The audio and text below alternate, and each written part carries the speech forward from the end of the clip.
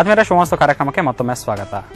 ಶ್ರೀನಿವಾಸ್ ಭಟ್ ಅವರೇ, ನೀವು ಹೇಗೆ ಅಂದರೆ ಈಗ ಡಾಕ್ಟರ್ ಹೇಳ್ತಾ ಇದ್ರು ಅಂದರೆ ಪ್ರೊಫೆಷನಲ್ ಏನು ಕೆಲಸ ಇತ್ತು ನಿಮ್ಮದು, ರುಬ್ಬೋದಾಗಿರಬಹುದು ಅಥವಾ ಆ ಥರ ತುಂಬ ಹೆವಿ ವರ್ಕ್ ಇತ್ತು? ಏನು ನಾನು ಹೋಗ್ತಾ ಇರಲಿಲ್ಲ. ಅಂದರೆ ಹಿಟ್ಟು ಈ ಚಕ್ಲಿ ಮಾಡೋದಿಲ್ಲ, ಚಕ್ಲಿ ಮಾಡ್ತೀವಲ್ಲ ಅದರಿಂದ ಸ್ವಲ್ಪ ಇದಾಗುತ್ತೆ. ಚಕ್ಲಿ ಸುತ್ತೀವಲ್ಲ ಗಂಟೆ ಮೂಳೆ ಎಲ್ಲ ನೋವು ಬರುತ್ತೆ. ಅದು ಇವಾಗ ನಮಗೆ ಜಾಸ್ತಿ ಕಾಣಿಸುತ್ತೆ. ಅವಾಗೇನು ಗೊತ್ತಾಗಿಲ್ಲ. ಇವಾಗ ಜಾಸ್ತಿ ಅದು ನಮಗೆ. ಬೇರೆ ಏನು ಹೆವಿ ಕೆಲಸ ಇತ್ತು ನಿಮ್ಮ ಅವಾಗ? ಸೈಕಲ್ ತುಳಿಯೋದು. ಎಷ್ಟು ಕಿಲೋಮೀಟರ್ ದಿನಕ್ಕೆ ತುಳಿಯೋದು? ಅದನ್ನು ಇಲ್ಲಿಂದ ಗಂಗೇನಹಳ್ಳಿವರೆಗೆ ಹೋಗ್ತಾ ಇದ್ದೆ. ಅವಾಗೇನು ನಮಗೆ ಅಷ್ಟೊಂದು ಗೊತ್ತಾಗಿಲ್ಲ. ಇವಾಗ ಅದೆಲ್ಲ ಪ್ರಾಬ್ಲಮ್ ಆಗ್ತಾ ಇದೆ. ಅದು ಬಿಟ್ಟು ಮತ್ತೆ ಹೋಟೆಲ್ ರಿಲೇಟೆಡ್? ಹೋಟ್ಲಿನಲ್ಲಿ ಅಂತದೇ ನಂಗೆ ಆಗಿಲ್ಲ. Heavy work ಯಾವ್ದಿರ್ಲಿಲ್ಲ. ಓಕೆ, ಆದ್ರೆ ಇದು ಮಾತ್ರ ನೀವು ಹೇಳಿದಾಗ ಸೈಕಲ್ ತುಳಿಯೋದು ಮತ್ತೆ ಇದು ಅದೆರಡು ಸಮಸ್ಯೆ ಇತ್ತು ಅಂತ ಹೇಳಿ. ಓಕೆ, ಮಕ್ಕಳು ಏನಿದ್ದಾರೆ, ಒಬ್ರು ಈಗಾಗಲೇ ಒಂದು ಪ್ರೈವೇಟ್ ಕಂಪನಿಯಲ್ಲಿ ಕೆಲಸ ಮಾಡ್ತಾ ಇದ್ದಾರೆ, ಇನ್ನೊಬ್ರು ಡ್ರೈವರ್ ಆಗಿದ್ದಾರೆ ಅಂತ ನೀವು ಹೇಳಿದ್ರಿ. ಹೇಗಿದೆ ಹಣಕಾಸಿನ ಆರ್ಥಿಕ ಪರಿಸ್ಥಿತಿ ಓವರ್ ಆಲ್ ಆಗಿ? ಮನೆಗೆ ಅವ್ರ ತಾಯಿ ಕೈ ಕೊಡ್ತಾರೆ, ಅದು ಅವರವರೇ ವ್ಯವಹಾರ, ನಾವು ಹೋಗಲ್ಲ. ಓಕೆ, ಸರಸ್ವತಿ ಅವರೇ, ನೀವು ಮನೆಯ ಆರ್ಥಿಕ ಇದನ್ನ ಮ್ಯಾನೇಜ್ ಮಾಡ್ತೀರಾ? ದಿನಸಿ ತರೋದಾಗಿರಬಹುದು, ಖರ್ಚು ವೆಚ್ಚ ಎಲ್ಲ ನೀವು ನೋಡ್ಕೊಳ್ತೀರಾ ಸಂಪೂರ್ಣವಾಗಿ. ಓಕೆ, ಸಾಲ ಅಂತ ಏನಾದ್ರು ಇದೆಯಾ ಈ ಕುಟುಂಬಕ್ಕೆ? ಸಾಲ ಇದೆ, ಅದನ್ನು ನಾವು ಇದು ಮಾಡ್ಕೊಂಡು ಅಸಲ್ ಕಟ್ಟಿಲ್ಲ, ಒಟ್ನಲ್ಲಿ ಬಡ್ಡಿ ಒಂಚೂರು ಕಟ್ಕೊಂಡು ಮಾಡ್ಕೊಂತ ಇದ್ದೀವಿ. ಯಾವ್ದಕ್ಕಂತ ಸಾಲ ತಗೊಂಡಿದ್ದೆ ಸರಸ್ವತಿ ಅವರು? ಹಿಂಗೆ ಮಕ್ಕಳ ಮದುವೆಗೆ ಮತ್ತೆ ಸ್ವಲ್ಪ ಮನೆ ಮೇಲೆ ಸಾಲ ಇತ್ತು, ಇಂಥ ಇದಕ್ಕೆಲ್ಲ ಮಾಡ್ಕೊಂಡ್ವಿ. ಮನೆ ಸ್ವಂತದ ಈಗ ಸ್ವಂತದಾಗಿದೆ ಈಗಾಗಿದ್ರೆ, ಆದ್ರೆ ಮನೆ ಮೇಲೆ ಸಾಲ ಇದೆ. ಸಾಲ ಇತ್ತು. ಓಕೆ, ಇಷ್ಟು ಬಡ್ಡಿಯನ್ನ ಕಟ್ತಾ ಇದ್ದೀರಾ ನೀವು ಅದ್ರ ಮೇಲೆ? ಬಡ್ಡಿ ಒಂದು 6,000 ರೂಪಾಯಿ ಕಟ್ಟೋದು. ಆಗತ್ತಾ ಪ್ರತಿ ತಿಂಗಳು ನಿಮ್ಮ ಆದಾಯಕ್ಕೂ? ಮತ್ತೆ ನೀವು ಏನ್ ಕಟ್ತಾ ಇದ್ದೀರಾ? ಇವಾಗ ನಾವು ಹೋಗ್ತಾ ಇರೋದ್ರಿಂದ ಸ್ವಲ್ಪ ಅವರು ಪಾಪ ಅಡ್ಜಸ್ಟ್ ಮಾಡ್ಕೊಳ್ತಾರೆ ನಮ್ಗೆ, ನಮ್ಮ ಪರಿಸ್ಥಿತಿ ನೋಡಿ. ಅವರು ಸಾಲ ಕೊಟ್ಟವರು ಹಂಗಾಗಿ ನಮ್ಗೆ ಅವರು ಇದ್ ಮಾಡೋದ್ರಿಂದ, ಹೆಲ್ಪಿಂಗ್ ಇರೋದ್ರಿಂದ ನಾವು ಸ್ವಲ್ಪ ನಿಧಾನ ಕೊಡೋದ್ರಿಂದ ಪರವಾಗಿಲ್ಲ ಅಂತ ಹೇಳಿ ಅವರಿಂದ ಒಂದ್ ಸ್ವಲ್ಪ ನಮ್ಗೆ ಬೇರೆ ಎಲ್ಲದಕ್ಕೂ ಹೆಲ್ಪ್ ಮಾಡ್ತಾರೆ. ಆದ್ರೆ ಅಸಲು ಕೊಡ್ಲಿಕ್ಕೆ ಆಗ್ತಾ ಇಲ್ಲ? ಅಸಲು ಕೊಡೋಕೆ ಆಗ್ತಾ ಇಲ್ಲ, ಬಡ್ಡಿನ ಇನ್ನೂ ಕೊಡ್ತಾ ಇಲ್ಲ. ಬಡ್ಡಿ ಕಟ್ತಾ ಇಲ್ಲ. ಓಕೆ, ಶ್ರೀಕಾಂತ್ ಅವರೇ, ಯಾವ ರೀತಿಯಾಗಿ ನೋಡ್ತೀರಾ? ಮೊದಲನೇ ಮಗ ಅವರೊಂದು ಪ್ರೈವೇಟ್ ಕಂಪನಿಯಲ್ಲಿ ಇದ್ದಾರೆ, ಎರಡನೇ ಮಗ ಡ್ರೈವರ್ ಆಗಿದ್ದಾರೆ. ಮನೆಯಲ್ಲಿ ಆರ್ಥಿಕ ಏನು ಇದಿದೆ ಅದನ್ನ ಸರಸ್ವತಿ ಅವರೇ ತಾಯಿನ ಹೇಳೋದೇನಂದ್ರೆ, ಈಗ ಅವರು ಇಬ್ರು ಮಕ್ಕಳು ಕೆಲ್ಸಕ್ಕೆ ಹೋಗ್ತಾ ಇರೋದ್ರಿಂದ ಸ್ವಲ್ಪ ಸಂಪಾದನೆ ಬರ್ತಾ ಇದೆ ಅಂತ ಅನ್ಸುತ್ತೆ. ಬಟ್ ಏನಾದ್ರೆ ಇವ್ರಿಗೆ ದೊಡ್ಡವರಾದವ್ರಿಗೆ ಸ್ವಲ್ಪ ಯೋಚನೆ ಬರುತ್ತೆ, ನಾನು ಅವಾಗೆಲ್ಲ ಸಂಪಾದನೆ ಮಾಡಿದೆ, ಇವಾಗ ಏನು ಸಂಪಾದನೆ ಮಾಡ್ತಾ ಇಲ್ಲ, ಕುತ್ಕೊಂಡಿದ್ದೀನಿ ಯೋಚನೆ ಬರುತ್ತೆ. ಅದನ್ನು ಬಿಡಬೇಕು. ಯಾಕೆಂದರೆ ಮಕ್ಕಳು ದೊಡ್ಡವರಾಗಿದ್ದಾರೆ, ಮಕ್ಕಳು ಸಂಪಾದನೆ ಮಾಡ್ತಾರೆ, ಅವ್ರಿಗೆ ಹೆಲ್ಪ್ ಆಗೋವಂಥ ಕೆಲಸಗಳನ್ನ ಮಾಡ್ಕೊಂಡು ನೀವು ಹೋಗಿ. ಜೊತೆಗೆ ಏನಾದರೆ ಈಗ ಮಕ್ಕಳು ಏನು ಟ್ರಾವೆಲ್ಸ್ ಬಿಸ್ನೆಸ್ ಮಾಡ್ತಾ ಇದ್ದಾವೆ, ಎಷ್ಟು ಬರುತ್ತೆ ಇನ್ಕಮ್ ಅವ್ರಿಗೆ ತಿಂಗಳಿಗೆ? ಒಂದು ಗಾಡಿ ಹಾಕಿದ್ರೆ 2 ಗಾಡಿ ಇದೆಯಾ? ಒಂದೇ ಗಾಡಿನ ಎಷ್ಟು ಬರ್ಬೋದು ಸಂಪಾದನೆ? ಗಾಡಿ ಕಡೆದೊಂದು ಸ್ವಲ್ಪ ಸಾಲ ಕಟ್ಕೊಳ್ತಾನೆ, 5,000 ರೂಪಾಯಿ ಮನೆಗೆ ಕೊಡ್ತಾನೆ. ಅದರಲ್ಲಿ ಮನೆ ಮಕ್ಕಳು ಮರಿದು ಎಲ್ಲ ಪ್ರತಿ ಒಂದು. ಇನ್ನೊಬ್ರು ಮಗ ಸಂಪಾದನೆ ಕೊಡ್ತಾರೆ? ಹೌದು ಅಷ್ಟೇ. ಹೌದು ಅಷ್ಟೇ ಬರುತ್ತಾ? ಒಂದು 15,000 ಬರುತ್ತೆ ಇನ್ಕಮ್ ನಿಮ್ಗೆ ಮನೆಗೆ? 10,000 ಬರುತ್ತೆ. ನಿಮ್ದು? ನಮ್ಮ 3-3.5 ಹಂಗೆ ನೀವು ಕಟ್ಕೊಂಡು ಹೋಗ್ತೀರಾ. ಮತ್ತೆ ಏನು ಸೇವಿಂಗ್ ಮಾಡಿದ್ದೀರಾ ಇವಾಗ ಅಷ್ಟೊತ್ತಿಗೆ? ಸೇವಿಂಗ್ ಏನು ಮಾಡಕ್ ಹೋಗಿಲ್ಲ, ಹಿಂಗೆ ಯಾವ್ದಾದ್ರು ಒಂದ್ ಸ್ವಲ್ಪ ಚೀಟಿಗೆ ಹೋಗಿ ಎಲ್ಲ ಇದ್ ಮಾಡ್ಕೊಂಡು ನಮ್ ಕೈ ಕೊಟ್ಬಿಟ್ರು. ಶ್ರೀಕಾಂತ್ ಅವರೇ, ನಾವು ನೋಡ್ತೀವಿ ಅಂದ್ರೆ ಹಲವಾರು ಜನ ಈ ಚೀಟಿ ವ್ಯವಹಾರದಲ್ಲಿ ಹಣವನ್ನ ತೊಡಗಿಸ್ತಾರೆ, ಆದ್ರೆ ತುಂಬಾ ಕಹಿ ಘಟನೆಗಳನ್ನ, ಕಹಿ ಅನುಭವಗಳನ್ನ ಮಾಡ್ಕೊಳ್ತಾರೆ ಈ ವ್ಯವಹಾರದಲ್ಲಿ. ಏನ್ ಹೇಳಕ್ ಬಯಸ್ತೀರಾ ನೀವು? ಯಾಕಂದ್ರೆ ಸುಮಾರು 5-6 ಲಕ್ಷಗಳ ರೂಪಾಯಿಗಳನ್ನ ಕಳ್ಕೊಂಡ್ರಂತೆ, 2 ಕೋಟಿ ರೂಪಾಯಿ ಕೊಡಬೇಕಾಗಿದೆ ಅವರು ಎಲ್ರಿಗೂ ಕೂಡ ಅಂತ ಹೇಳ್ತಾ ಇದ್ದಾರೆ. ಹೇಳಿದ್ರೆ ಈಗ ಅವ್ರು 5 ಲಕ್ಷ ಕಳ್ಕೊಂಡಿದ್ದಾರೆ ಅಂತ ಅಂದ್ರೆ ಅವ್ರು 5 ವರ್ಷದ ಹಿಂದೆ ಕಳ್ಕೊಂಡಿದ್ದಾರೆ. ಅದು ಆಕ್ಚುಲಿ 5 ಲಕ್ಷ ಇವಾಗ ಅದು ಲೆಕ್ಕ ತಗೊಂಡ್ರೆ 50-60 ಲಕ್ಷ ಆಗುತ್ತೆ ವ್ಯಾಲ್ಯೂ ಲೆಕ್ಕ ಹಾಕೊಂಡ್ರೆ. ಮತ್ತೆ ಇನ್ನೊಂದೇನಾದ್ರೆ ಚೀಟಿ ವ್ಯವಹಾರ ಮಾಡಿ ನಾನು ಮಾಡಬೇಡಿ ಅಂತ ಹೇಳ್ತಾ ಇಲ್ಲ. ಏನಾಗುತ್ತೆ ಅಂದರೆ ಫಾರ್ಮ್ಯಾಲಿಟೀಸು, ಅಂದರೆ ಅವರು ಲೈಸೆನ್ಸ್ ತೊಗೊಂಡಿದ್ದಾರಾ ಇಲ್ವಾ, ಮತ್ತು ನಿಮ್ಮ ಹತ್ರ ಪ್ರೂಫ್ ಇರಬೇಕು, ನೀವೇನು ಇಂಟ್ರೆಸ್ಟ್ ಕಟ್ತಿರೋ, ಅದು ಏನು ಕಟ್ತೀರೋ, ಕಂತುಗಳು ಕಟ್ತಿರೋ ಅದು ನಿಮ್ಮ ಲೆಕ್ಕ ಇರಬೇಕು. ಮತ್ತು ಇನ್ನೊಂದು ಏನಾಗುತ್ತೆ ಅಂದರೆ, ನನ್ನ ಒಂದು ಎಕ್ಸ್ಪೀರಿಯೆನ್ಸಲ್ಲಿ ನಾನು ಕೇಳ್ಪಟ್ಟದ ಪ್ರಕಾರ ಹೇಳ್ಬೇಕಂದ್ರೆ, ನೀವು ಚೀಟಿ ಹಾಕಿದ್ದೆ ಆದರೆ ಅಟ್ಲೀಸ್ಟ್ ಒಂದು 4ನೇ ಚೀಟಿ 5 ಚಾಟಿಗೆ ಎತ್ಕೊಬೇಕು. ಎತ್ಕೊಂಡ್ರೆ ನಿಮ್ಗೆ ಬೆನಿಫಿಟ್ ಸಿಗುತ್ತೆ. ಯಾಕೆಂದ್ರೆ ಇವರು ಏನ್ ಮಾಡಿದ್ರು ಅಂದ್ರೆ, ಏನಾದ್ರು ಒಂದು ಮನೆ ಸಾಲಕ್ಕೆ ಆಗುತ್ತೆ ಅಂತ ಏನೋ ಉಳಿದಿದ್ದೆಲ್ಲ ಸ್ವಲ್ಪ ಕಟ್ಟಿ ಏನಾಗುತ್ತೆ ಅಂತೇಳಿ ಹೀಗಾಗುತ್ತೆ ನಮ್ಗೆ ಗೊತ್ತಿಲ್ಲ. ಅದು ಪೊಲೀಸ್ ಇನ್ಸ್ಪೆಕ್ಟರ್ಗಳು ಎಲ್ಲರಿಗೂ ಹಾಕಿದ್ದಾರೆ, ನಾವಂತಲ್ಲ. ಅವ್ರಿಗೆ ಕೂಡ ಹೇಳೋದು ನೀವೇನ್ ಮಾಡ್ತೀನೋ ಮಾಡ್ಕೊಳ್ಳಿ ಅಂತಾರೆ. ಹೆಣ್ಣು ಹೆಂಗ್ಸಿನ ಹತ್ರ ಏನ್ ಫೈಟ್ ಮಾಡೋಕ್ಕಾಗತ್ತೆ ನಾವು? ನಾ ಹೇಳಿದ್ರೆ ನೀವು ಮಾಡಿದ ತಪ್ಪು. ಆಕ್ಚುಲಿ ಏನಾಗುತ್ತೆ, ಚೀಟಿ ವ್ಯವಹಾರ ಮಾಡ್ಬೇಕಾದ್ರೆ ಹೇಳ್ತೀನಿ ಕೇಳಿ. ನಾವು ಚೀಟಿ ಹಾಕೋದು ಏನಕ್ಕೆ ಅಂದರೆ ನಮ್ಗೆ ಮುಂದೆ ಬೆನಿಫಿಟ್ ಸಿಗಲಿ ಅಂತ, ಆಯ್ತಾ? ಬೆನಿಫಿಟ್ ಸಿಗ್ಬೇಕಾದ್ರೆ ಏನು ಮಾಡ್ಕೋಬೇಕು ಅಂದರೆ, ನೀವು ಅದನ್ನು ಮಧ್ಯದಲ್ಲೇ 4ನೇ ಇನ್ಸ್ಟಾಲ್ಮೆಂಟ್ 5ನೇ ಇನ್ಸ್ಟಾಲ್ಮೆಂಟ್ ನೀವು ಎತ್ಕೊಂಡು ಆ ದುಡ್ಡನ್ನ ಬೇರೆ ಕಡೆ ನೀವು ಇನ್ವೆಸ್ಟ್ಮೆಂಟ್ ಮಾಡ್ಕೊಂಡು ಅದರಿಂದ ಬೆನಿಫಿಟ್ ತೊಗೋಬೇಕು. ಅದನ್ನ ನೀವು ಅಲ್ಲಿ ಕಟ್ಟಬೇಕೇ ಹೊರತು ಡೈರೆಕ್ಟಾಗಿ ನೀವು ಕಟ್ಬಿಟ್ಟು ಆಮೇಲೆ ನಮ್ಗೆ ಏನು ಸಿಗಲಿಲ್ಲ ಅಂದರೆ ಅದು ಇವಾಗ ಲೂಸರ್ಸು, ನೀವು ಕಳ್ಕೊಂಡ್ಬಿಟ್ಟಿದ್ದೀರಾ ಇವಾಗ, ಆಯಿತಾ? ಇವಾಗ ಅದು ಬಿಟ್ಬಿಟ್ಟು ತೊಂದರೆ ಇಲ್ಲ. ಇವಾಗ ನೀವು ಮುಂದೆ ಏನು ಮಾಡಬೇಕು ಅಂದರೆ, ನಿಮ್ಮ ಮಕ್ಕಳು ಏನು ಕೆಲಸ ಮಾಡ್ತಾ ಇದ್ದಾರೋ ಅದರಲ್ಲಿ ಸೇವಿಂಗ್ಸ್ ಮಾಡೋದನ್ನ ಸ್ವಲ್ಪ ಸೇವ್ ಮಾಡಬೇಕು. ಫಸ್ಟ್ ಆಫ್ ಆಲ್ ಅವ್ರ ಲೈಸೆನ್ಸ್ ನೋಡ್ಕೊಳ್ಬೇಕು.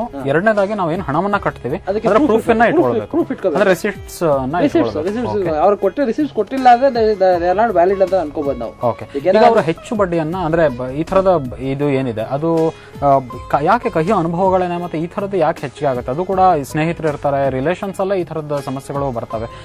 ತುಂಬಾ ಚೀಟಿ ವ್ಯವಹಾರದಲ್ಲಿ ಯಾರು ಹಣವನ್ನ ತೊಡಗಿಸ್ತಾರೆ ಅವ್ರಿಗೆ ಏನು ಕಿವಿ ಮಾತನ್ನ ಹೇಳಕ್ಕೆ ಬಯಸ್ತಾರೆ? ರಿಲೇಷನ್ಸ್ ಅಂದ್ರೆ ಏನಾದ್ರೆ ಅಂದ್ರೆ ಇಲ್ಲಿ ಚೀಟಿ ವ್ಯವಹಾರ ಯಾರು ಮಾಡ್ತಾರೆ ಅವ್ರೇನ್ ಮಾಡ್ತಾರೆ ಅಂದ್ರೆ ಇವರು ಜಾಸ್ತಿ ಕಂತುಗಳನ್ನ ತಗೊಂಡಿರಲ್ಲ, ಇವ್ರು ರಿಲಯಬಲ್ ಆಗಿ ಸುಮ್ಮನೆ ಕಟ್ಕೊಂಡು ಹೋಗ್ತಾ ಇರ್ತಾರೆ. ಅವರು ಅದನ್ನ ಬೇರೆ ಕಡೆ ಇನ್ವೆಸ್ಟ್ ಮಾಡ್ಕೊಳ್ತಾರೆ. ಬೇರೆ ಕಡೆ ಇನ್ವೆಸ್ಟ್ ಮಾಡ್ಕೊಂಡು ಏನಾಗುತ್ತೆ ಅಂದ್ರೆ ಇವ್ರಿಗೆ ಯಾವಾಗ ಕೊಡ್ಬೇಕು ಅವ್ರು ಕೊಡೋದಕ್ಕಾಗಲ್ಲ. ಅವಾಗ ಏನ್ ಮಾಡ್ತಾರೆ ಅವ್ರು ಹೋಗ್ಬಿಡ್ತಾರೆ. ಇವ್ರು ಅನ್ಕೊಳ್ತಾರೆ ಒಯ್ಕೊಂಡು ಹೋಗ್ಬಿಟ್ಟು ಅಂತ ಹೇಳ್ಬಿಡ್ತಾರೆ. ಬಟ್ ಅವರು ಏನಾಗಿರ್ತಾರೆ ಅಂದ್ರೆ ಅವರು ಸರಿಯಾದ ಒಂದು ರೀತಿಯಲ್ಲಿ ಉಪಯೋಗಿಸ್ಕೊಂಡಿರಲ್ಲ. ಯಾರು ಚೀಟಿಂಗ್ ಮಾಡ್ತಾರೋ ಅವರು ಉಪಯೋಗಿಸ್ಕೊಂಡಿರಲ್ಲ. ಅವರು ಬೇರೆ ದಾರಿಯಲ್ಲಿ ನಾವು ಹೋಗ್ತಾ ಇರ್ಬೇಕಾದ್ರೆ ಏನಾಗುತ್ತೆ ಅಲ್ಲಿ ಅಡಚಣೆಗಳು ಸಿಕ್ತಾಗ ಏನಾಗುತ್ತೆ ಅಂದ್ರೆ ಇವರು ಕೊಡೋಕ್ಕಾಗಲ್ಲ, ಅವರು ನಾವು ಕೊಡ್ತೀವಿ ಅಂತ ಹೇಳೋಕ್ಕಾಗಲ್ಲ. ಅವಾಗ ತಪ್ಪಿಸಿ ಹಾಕೊಂಡ್ಬಿಡ್ತಾರೆ. ಬಟ್ ಏನಾಗುತ್ತೆ ಚೀಟಿ ಮಾಡೋರು ಅಷ್ಟೇ, ನಾನು ಚೀಟಿ ಮಾಡೋರಿಗೂ ಹೇಳ್ತೀನಿ, ನೀವು ಚೀಟಿ ಮಾಡೋದೇ ಆದ್ರೂ ಅದನ್ನು ಕರೆಕ್ಟಾಗಿ ಒಂದು ವೇಲಿ ಉಪಯೋಗಿಸ್ಕೊಂಡೋಗಿ. ಈಗ ಒಂದು 10 ಜನ ಹಾಕಿದ್ದಾರೆ ಅಂದರೆ 10 ಜನಕ್ಕೆ ನಾವು ಏನು ಕೊಡಬೇಕು, ರಿಟರ್ನ್ಸ್ ಏನು ಕೊಡಬೇಕು ಅದನ್ನು ಕರೆಕ್ಟಾಗಿ ಕೊಟ್ಕೊಂಡು ಹೋಗಿ ಮೇಂಟೈನ್ ಮಾಡಬೇಕು. ಅದನ್ನು ಅಕೌಂಟ್ ಮೇಂಟೈನ್ ಮಾಡಬೇಕು. ಇವರು ಅಷ್ಟೇ ಚೀಟಿ ಹಾಕುವಂಥವ್ರು ಅಷ್ಟೇ, ನಾನು ಯಾರು ಚೀಟಿ ಕೊಡ್ತಾ ಇದ್ದೀನಿ, ನಾನು ಎಷ್ಟು ಕಟ್ತಾ ಇದ್ದೀನಿ, ನಾನು ಎಷ್ಟು ಕಟ್ಟಿದ್ದೀನಿ, ಅದು ಕಟ್ಟಿದ್ದಕ್ಕೆ ನನಗೆ ಏನು ಬೆನಿಫಿಟ್ ಬರುತ್ತೆ, ಆ ಬೆನಿಫಿಟ್ನ ನಾನು ಉಪಯೋಗಿಸ್ಕೊಂಡ್ರೆ ನನಗೆ ಅದರಿಂದ ಉಪಯೋಗ ಆಗುತ್ತಾ ಇಲ್ವಾ, ನಾನು full end of the month end of the ಕಂತ್ ಏನು ಹೇಳ್ತೀನೋ ಅದನ್ನು ಅಲ್ಲಿವರೆಗೂ ನಾವು ಮೇಂಟೈನ್ ಮಾಡ್ಕೊಂಡು ಹೋಗಿ ನಮಗೆ ಅದು ಮೇಂಟೈನ್ ಮಾಡ್ಕೊಂಡು ಹೋದರೆ ಆ ಅಮೌಂಟ್ ನಮ್ಗೆ ಸಿಗುತ್ತಾ ಅಂತ ಯೋಚನೆ ಮಾಡಬೇಕು ಫಸ್ಟು. ನನ್ನ ಒಂದು ಎಕ್ಸ್ಪೀರಿಯನ್ಸ್ ಪ್ರಕಾರ ಹೇಳಬೇಕಾದ್ರೆ ಯಾರೂ ಎಂಡ್ ಆಫ್ ದ ಕಂತವರೆಗೂ ಬಿಡಲ್ಲ ಚೀಟಿ. ನಾನು ನೋಡಿರೋ ಪ್ರಕಾರ ಹೇಳಬೇಕಾದ್ರೆ ಫಸ್ಟ್ ಚೀಟಿಗೆ ಪ್ರಯತ್ನ ಪಡ್ತಾರೆ. ಏನಕ್ಕೆ ಅಂದರೆ ಇವ್ರಿಗೆ 1 ಲಕ್ಷ ಚೀಟಿ ಹಾಕಿದ್ದೀನಿ ಅಂತಂದರೆ ಒಂದು 20,000 ರೂಪಾಯಿ ಚೀಟಿ ಹೋಯ್ತದೆ, 80,000 ಬರುತ್ತೆ ಕೈಗೆ. ಆ 80,000 ತೊಗೊಂಡು ಅದನ್ನು ರೊಟೇಷನ್ ಮಾಡ್ಕೊಳ್ತಾರೆ. ಬುದ್ಧಿವಂತರಾದವರು. ದಡ್ಡರಾದವ್ರು ಏನು ಮಾಡ್ತಾರೆ ಅಂದರೆ ನಾನು ಕೊನೆಯಲ್ಲಿ ತೊಗೊಳ್ತೀನಿ ಯೋಚನೆ ಮಾಡ್ತೀನಿ ಅಂದ್ಬಿಟ್ಟು ಕೊನೆಯಲ್ಲಿ ಯೋಚನೆ ಮಾಡ್ತಾರೆ. ಅಂದರೆ ರಿಟರ್ನ್ಸ್ ಅವರಿಗೆ ಕೊನೆಯಲ್ಲಿ ಬರಲಿ ಅಂತ ಯೋಚನೆ ಮಾಡ್ತಾರೆ. ಅದನ್ನು ಮಾಡಬಾರ್ದು ಆ್ಯಕ್ಚುಲಿ. ನೀವು ಚೀಟಿ ವ್ಯವಹಾರ ಹಾಕಿದ್ದಾರೆ ಏನಾಗುತ್ತೆ ಅಂದರೆ ನೀವು ಫಸ್ಟ್ ಚೀಟಿ ಅದ ಸೆಕೆಂಡ್ ಚೀಟಿ ತೊಗೊಂಡು ಅದು ಬಂದಂಥ ಅಮೌಂಟಲ್ಲಿ ನೀವು ಇನ್ವೆಸ್ಟ್ಮೆಂಟ್ ಮಾಡಿಕೊಂಡು ಬೇರೆ ಕಡೆ ಅದರಲ್ಲಿ ರೀಪ್ ಮಾಡ್ಕೋಬೇಕು. ಆ ರೀಪ್ನ ತೊಗೊಂಡು ಮತ್ತೆ ಅವ್ರಿಗೆ ತೊಗೊಂಡು ಕೊಡಬೇಕು. ಅವಾಗ ನಿಮ್ಗೆ ಏನಾಗುತ್ತೆ ಬರ್ಡನ್ ಗೊತ್ತಾಗಲ್ಲ, ನಿಮಗೆ ಚೀಟಿ ಕಟ್ಟೋ ಬರ್ಡನ್ನು ಗೊತ್ತಾಗಲ್ಲ. ಮತ್ತೆ ಅಕಸ್ಮಾತ್ ಅವ್ನು ಎತ್ಕೊಂಡು ಹೋದ್ರೂ ಯು ಆರ್ ದ ಬೆನಿಫಿಷಿಯರಿ. ಅದನ್ನ ಯೋಚನೆ ಮಾಡ್ಬೇಕು ಅಂತ ನಾನು ಹೇಳ್ತೀನಿ. ಓಕೆ, ಶ್ರೀನಿವಾಸ್ ಭಟ್ರು ಪ್ರೂಫ್ ಇರ್ಲಿಲ್ವಾ ನಿಮ್ಗೆ ಚೀಟಿ ಕೊಟ್ಟಿಲ್ಲ? ಯಾಕೆ ಪ್ರೂಫ್ ಇರ್ಲಿಲ್ಲ? ರಿಸಲ್ಟ್ಸ್ ಕೊಡ್ತಾ ಇರಲಿಲ್ಲ? ಏನ್ ಮಾಡಿದ್ರೆ ಅಂದ್ರೆ ಎಲ್ಲವರು ಹಾಕ್ತಾವ್ರಲ್ಲ, ದೊಡ್ಡವರೆಲ್ಲ ಹಾಕ್ತಾವ್ರೆ. ಓಕೆ, ಏನು ಇಲ್ಲ ಅವರಿಗೆ. ಅವ್ರು ಹಾಕುವಾಗ ನಮ್ದು ಏನ್ ಲೆಕ್ಕ ಅಂತ ಇವರು ಯೋಚನೆ ಮಾಡಿದ್ರು. ಓಕೆ, ಸೊ ಪ್ರೂಫ್ ತಗೊಳ್ಳಿಲ್ಲ ನೀವು? ಯಾರಿಗೂ ಕೊಟ್ಟಿಲ್ಲಲ್ಲ, ಯಾರಿಗೂ ಕೊಡ್ಲಿಲ್ಲ. ಅವರು ಹೇಳ್ತಾ ಇದ್ರು ಲೋನ್ ಕಟ್ತಾ ಇಲ್ಲ, ಅವರು ಯಾರೋ ರಿಲೇಷನ್ ಇದಾರೆ, ಕೆಲಸ ಮಾಡ್ತೀವಿ, ಅವರು ಲೆಕ್ಕ ಇಲ್ಲ ಅಂತ. ಈಗ ಅವ್ರು ಕೊಡ್ತಾ ಇರೋದು ಲೆಕ್ಕ ಇಟ್ಕೋತಾ ಇಲ್ಲ ಅನ್ಸುತ್ತೆ. ನೀವು ಅದು ಲೆಕ್ಕ ಇಡ್ತಾ ಇದೀರಾ ಸರಸ್ವತಿ ಅವರು? ಎಷ್ಟು ಕೊಟ್ಟಿದ್ದೀರಾ, ಏನ್ ಕೊಡ್ತೀವಿ ಲೆಕ್ಕ? ಒಂದು 100 ರೂಪಾಯಿ ಇಸ್ಕೊಂಡಿದ್ದೀರಾ ಅಂತ ಅನ್ಕೊಂಡ್ರೆ ನೀವೆಷ್ಟು ವಾಪಸ್ ಕೊಟ್ಟಿದಿರಲ್ಲ ಅದರ ಪ್ರೂಫ್ ಇದೆಯಾ ನಿಮ್ಮ ಹತ್ರ? ಈಗ ಅವ್ರು ಒಳ್ಳೆಯವರು ಇದಾರೆ, ತೊಂದರೆ ಇಲ್ಲ. ಇವಾಗ ಸದ್ಯಕ್ಕೆ ಒಳ್ಳೆಯವ್ರಾಗಿದ್ದಾರೆ. ಅಕಸ್ಮಾತ್ ನಿಮ್ಗೆ ಪ್ರಾಬ್ಲಮ್ ಆಯ್ತು, ಆಗ ಪ್ರಾಬ್ಲಮ್ ಆಯ್ತು ಅಂದ್ರೆ ನಿಮ್ಗೂ ಇಬ್ರಿಗೂ ಡಿಸ್ಪ್ಯೂಟ್ ಆಗುತ್ತೆ. ಅವಾಗ ನೀವು ಇಷ್ಟು ಕೊಟ್ಟಿ ಅಂತ ಹೇಳೋದಕ್ಕೆ ನಿಮ್ಮಲ್ಲಿ ಪ್ರೂಫ್ ಇದೆಯಾ? ಇವಾಗ ಏನು ಇಲ್ಲ, ಹಂಗೆ ನಾವು ದೊಡ್ಡ ಕೆಲಸ ಆತರ ಮಾಡಬಾರ್ದು. ಅವ್ರಾದ್ರೂ ಒಂದು ಅಕೌಂಟ್ ಇಟ್ಕೊಂಡು ಒಂದು ನಿಮ್ಮ ಹತ್ರ ಸಿಗ್ನೇಚರ್ ತಗೊಳ್ಳೋದು, ಇಷ್ಟ ಅಮೌಂಟ್ ಕೊಟ್ಟಿದ್ದೀರಾ ಅಂತ ಆ ಥರದ ಚೆಕ್ ಮಾತ್ರ ಕೊಟ್ಟವಳೆ ಚೀಟಿಯವಳು. ಅಲ್ಲ, ಚೀಟಿಯವರಲ್ಲ, ಸಾಲ ಏನ್ ತಗೊಂಡಿದಿರಲ್ಲ ಮನೆಗೆ, ಈಗ ನೀವು ವಾಪಸ್ ಕೊಡ್ತಾ ಇದೀರಾ ಅದನ್ನ. ನೀವು ವಾಪಸ್ ಕೊಟ್ಟಿದ್ದಕ್ಕೆ ನಿಮ್ಮ ಹತ್ರ ಏನಾದ್ರು ಪ್ರೂಫ್ ಇದೆಯಾ ಅಂತ ಬರ್ಕೊಂಡಿದ್ದಾರೆ? ಅಲ್ಲ, ಅವರು ಬರ್ಕೊಂಡಿದ್ದಾರೆ, ಸೈನ್ಸ್ ಇದೆ, ಹಾಗಾದ್ರೆ ಟ್ರ್ಯಾಕ್ ಇದೆ ಅಂತ. ಓಕೆ ಓಕೆ, ಅದೇನೆ. ಮುಂದೆ ನೀವು ಮಗನ ಬಗ್ಗೆ ಹೇಳ್ತಾ ಇದ್ರಿ, ಈಗ ಅವಾಗಲೇ ಅವರು ಅರ್ನಿಂಗ್ ಅನ್ನ ಸ್ಟಾರ್ಟ್ ಮಾಡಿದ್ದಾರೆ ಅಂತ ಹೇಳಿ. ಸೊ ಅರ್ನಿಂಗ್ಸ್ ಅಲ್ಲಿ ಏನಾಗುತ್ತೆ ಈಗ ಇವರು ಅವಾಗ ನಾನು ಅವಾಗಲೇ ಈಗ ಒಂದೊಂದು 4-5 ಫ್ಯಾಮಿಲಿ ನೋಡಿದ್ವಿ ನಾವು. ಅವ್ರು ಹೇಳಿದ್ರು ಟ್ರಾವೆಲ್ ಬೇಸ್ ನಮ್ಗೆ ಇನ್ಕಮ್ ಇಲ್ಲ ಅಂತ ಹೇಳಿದ್ರು. ಬಟ್ ದೇ ಆರ್ ಇವರು ರಿಲಯಬಲ್ ಹೇಳ್ತಾ ಇದ್ದಾರೆ. ಓಕೆ, ಇಲ್ಲೇನಾಗುತ್ತೆ ಅಂದ್ರೆ ಇವರು ಪ್ರಯತ್ನ ಪಟ್ಟಿದ್ದಾರೆ.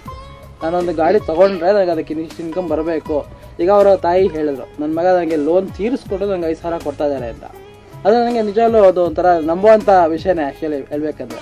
ಯಾಕೆಂದರೆ ಅವ್ನ ಮಗ ಆದಂಥವ್ರು ಅಷ್ಟು ಕಷ್ಟ ಪಡ್ತಾ ಇದ್ದಾರೆ ಅಂತ ಗೊತ್ತಾಗತ್ತೆ. ಅವಾಗ ನಮ್ಗೇನಾಗುತ್ತೆ ಅಂದರೆ ನಮಗೆ ಈ ಫ್ಯಾಮಿಲಿ ಏನಾಗುತ್ತೆ ಅಂದರೆ they are intended to do the work. ಮತ್ತು ಅವ್ರು ಸಾಲ ತೀರಿಸ್ಬೇಕು ಅಂತ ಯೋಚನೆ ಮಾಡಿಕೊಂಡು ಸಂಪಾದನೆ ಮಾಡಿ ಈ ಕಡೆ ಅವರು ಕಷ್ಟಗಳ ಪರಿಹಾರ ಮಾಡ್ಕೊಂಡು ಹೋಗ್ತಾ ಇದ್ದಾರೆ. ಅದು ನಂಗೆ ತುಂಬ ಇಷ್ಟ ಆಯಿತು ಈ ಫ್ಯಾಮಿಲಿ. ಓಕೆ ಓಕೆ, ನಿಜವಾಗ್ಲೂ ಅದು ಆ ರೀತಿ ನೀವು ಕೂಡ ಅದನ್ನು ಮ್ಯಾನೇಜ್ ಮಾಡ್ತಿರೋದು ಒಳ್ಳೇದು ಅಂತಾನೆ ಅನ್ಸುತ್ತೆ.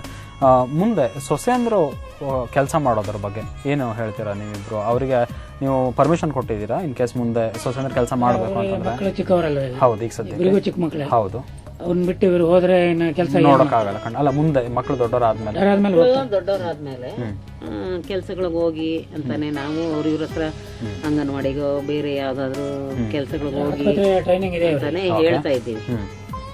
ಅದಕ್ಕೆ ಅದು ಮಕ್ಕಳೊಂದ್ ಸ್ವಲ್ಪ ದೊಡ್ಡವರಾಗಿ ಸ್ಕೂಲ್ ಕಳ್ಸಂಗಾದ್ರೆ ಆಮೇಲೆ ಇವ್ರುಗಳು ಒಂದೊಂಚೂರು ಕೆಲಸ ಹೊರಗಡೆ ಹೋದ್ರೆ ಸ್ವಲ್ಪ ಅವ್ರಿಗೂ ಅನುಭವ ಆಗುತ್ತೆ. ಮನೇಲೆ ಕೂತ್ಕೊಂಡು 4 ಗೋಡೆ ಮಧ್ಯೆ ಕೂತ್ಕೊಂಡ್ರೆ ಅವ್ರಿಗೆ ಏನು ಗೊತ್ತಾಗಲ್ಲ. ಹೊರಗಡೆ ಹೋಗಿ ಅಲ್ಲಿ ಹೋಗಿ ಬನ್ರಿ ಅಂದ್ರೆ ನೀವ್ ಬನ್ನಿ ಅಂತ ನಮ್ಮನ್ನೇ ಕರೀತಾರೆ. ಈಗ ಎಲ್ಲಿಗಾದ್ರೂ ಒಂದ್ ಕಡೆ ಹೋಗ್ಬೇಕು ಅಂದ್ರೆ ನಾನೇ ಕರ್ಕೊಂಡ್ ಹೋಗ್ಬೇಕು, ನಾನೇ ಕರ್ಕೊಂಡ್ ಬರ್ಬೇಕು. ಅದಕ್ಕೆ ಹೊರಗಡೆ ಹೋಗೋದು ಅಭ್ಯಾಸ ಮಾಡ್ಕೋಬೇಕಲ್ಲ ಅವ್ರು. ಹೋದ್ರೆ ಇವಾಗ ಮನೆ ಮಂದಿ ಎಲ್ಲ ದುಡಿದ್ರು ಸಾಕಾಗಲ್ಲ, ಜೀವನ ಮಾಡೋದಕ್ಕೆ ಕಷ್ಟ ಆಗುತ್ತೆ. ಅದಕ್ಕೋಸ್ಕರ ನೀವು ಒಂದೊಂದ್ ಕೆಲಸ ಅಂತ ಅವ್ರಿಗೂ ಆಗ್ಬೇಕಲ್ವಾ ಅಂತ ಓದಿದ್ದಾರೆ. ನಾವಂತೂ ಓದಿಲ್ಲ, ಓದ್ದೇನೆ ನಾವ್ ಇಷ್ಟೆಲ್ಲ ಮೋಸನೂ ಹೋಗಿದ್ದೀನಿ, ಮತ್ತೆ ಸಂಪಾದನೆನೂ ಮಾಡಿದೀವಿ ಅಷ್ಟೇ. ಹಂಗೆ ಕಷ್ಟನೂ ಪಟ್ಟಿದೀವಿ. ಆ ತರ ನಮ್ ತರ ಕಷ್ಟ ಪಡೋದ್ ಬೇಡ ನೀವು. ನಾವಂತೂ ಮನೆ ಬರ ಇತ್ತು, ಕಷ್ಟಪಟ್ವಿ. ಅವ್ರು ಬಂದವ್ರು ಅವ್ರಾದ್ರು ಚೆನ್ನಾಗಿರ್ಲಿ ಅಷ್ಟೇ ನಾ ಹೇಳೋದು, ಏನಿಲ್ಲ.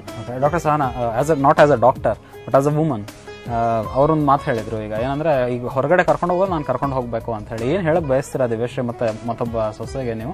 ಆಮೇಲೆ ತುಂಬಾ ಒಳ್ಳೆ ಮಾತು ಹೇಳಿದ್ರೆ, ನಾವು ನಾನು ಕಲ್ತಿಲ್ಲ ಆದ್ರೂ ಕೂಡ ನಾನು ಇಷ್ಟು ಹೊರಗಡೆ ಬರ್ತಾ ಇದೀನಿ, ಮಾಡ್ತಾ ಇದೀನಿ, ಮೋಸ ಕೂಡ ಹೋದೆ ಮತ್ತೆ ಲಾಭ ಕೂಡ ಪಡ್ಕೊಂಡೆ. ಅವ್ರ ವಯಸ್ಸಿಗೆ ಅವ್ರ ವಿಷನ್ ತುಂಬಾ ಮೆಚ್ಚುವಂಥದ್ದು. ನೀವು ಕಲ್ತಿರೋದನ್ನ ನಿಮ್ಮ ಸೊಸೆದರಿಗೆ ಬೆಂತಕ್ತಾ ಇರೋದು ನಿಜವಾಗ್ಲೂ ಪ್ರಶಂಸನೀಯ ಅಮ್ಮ. ನಿಮ್ಮಂಗೆ ಎಲ್ಲಾರು ಹೆಂಗಸರು ಮನೇಲಿರೋರೆಲ್ಲ ತಿಳ್ಕೊಂಡ್ರೆ, ನೀವು ಅವ್ರು ದುಡಿಲಿ ಬಿಡ್ಲಿ, ಅವರ ತಿಳುವಳಿಕೆ ಆಗ್ಲಿ ಅನ್ನೋದಕ್ಕೋಸ್ಕರ ಹೊರಗಡೆ ಬರ್ಲಿ ಅಂತ ಹೇಳಿದ್ರಲ್ಲ, ತುಂಬಾ ಮೆಚ್ಚುವಂತ ಮಾತು. ಖಂಡಿತ ನಿಜವಾಗ್ಲೂ ಹೌದು. ಈಗ ಗಂಡು ಹೆಣ್ಣು ಅನ್ನೋದೇನಿದಿಲ್ಲ, ಹೆಣ್ಮಕ್ಳು ಅವರು ಮುಂದುವರಿಬೇಕು. ಅವರು ಇವಾಗ ಈಗ ಒಂದ್ 100 ರೂಪಾಯಿ ಕೊಟ್ರೆ ಅದು ಏನಕ್ಕೆ, ಅದು 100 ರೂಪಾಯಿ ಕಷ್ಟ ಪಡ್ಬೇಕಾರೆ ಎಷ್ಟು ಕಷ್ಟ ಅಂತ ಗೊತ್ತಿರ್ಬೇಕ ಅವ್ರಿಗೆ, ಅದು ಗೊತ್ತಾಗಲ್ಲ. ದುಡ್ಡು ಕೊಟ್ರೆ ಅಲ್ಲೇ ಬಿಸಾಕಿರ್ತಾರೆ. ಅದು ಮನುಷ್ಯನ್ಗೆ ಯಾವಾಗ್ಲೂ 10 ರೂಪಾಯಿ ದುಡಿಬೇಕಾರೆ ಎಷ್ಟು ಕಷ್ಟಪಟ್ಟಿದೀವಿ ನಾವು.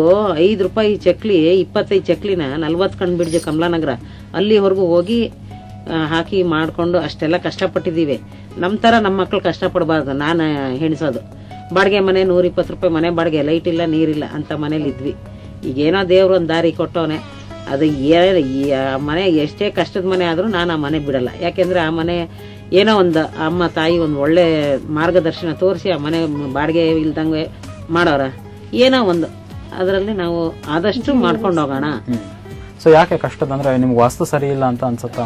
ಕಷ್ಟ ಅಂದ್ರೆ ಉಳಿತಾಯ ಇಲ್ವಲ್ಲ, ಅದು ಒಂದ್ ಏನಾಗುತ್ತೆ ಅಂದ್ರೆ ನಮ್ಮ ಮನೇಲಿ 100 ರೂಪಾಯಿ ಸಂಪಾದನೆ ಮಾಡಿದ್ರೆ 200 ರೂಪಾಯಿ ಖರ್ಚಿಗೆ ದಾರಿ ಇದೇ ಇರುತ್ತೆ. ನಾವೆಲ್ಲ ಕೂತು ಎಲ್ಲ ಚೆನ್ನಾಗಿ ಮಾತಾಡ್ತಾ ಇರ್ತೀವಿ.